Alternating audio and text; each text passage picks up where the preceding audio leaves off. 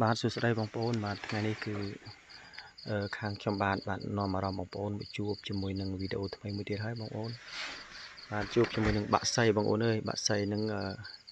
មានកូនច្រើនណាស់បងប្អូនអើយកូនឡើង3 4 5ហើយចិញ្ចឹមម្នាក់ឯងបងប្អូនមិនដឹងជាប្តីវាទៅណាទេបងប្អូនអើយ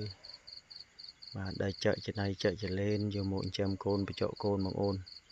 មើលចាស់កូនហាមាត់ចាំបាទហើយបានចំណៃហើយនៅទឹកទៀតបងប្អូនអើយ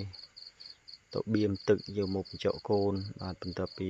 បញ្ចុកចំណៃហើយបងប្អូនអើយបាទហ្នឹងហើយទឹកចិត្តមេទឹកចិត្តម្ដាយ